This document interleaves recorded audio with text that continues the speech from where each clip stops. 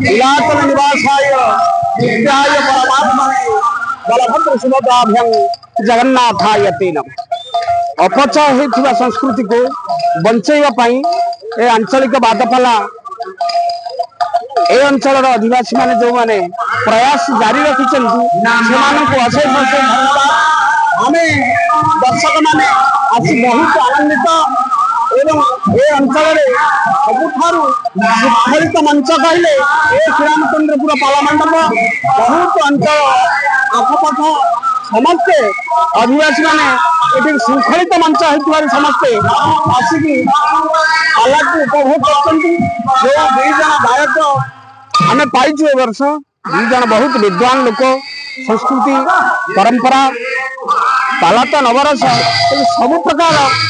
रसर परिपुष्ट ए पाला उज्जीवित कर रखुचे संस्कृति को ये ढेंकानाल मंच ढेंकानाल तो बहुत मंच किंतु ए मंचर विशेषता अलग ये श्रृंखलित जो मैंने स्वेच्छासेवी मैंने अच्छा बहुत श्रृंखलार सहित बजाय रखिंट समस्त अतिथि मान सुसंगठित भाव में बसाई समस्त चर्चा कर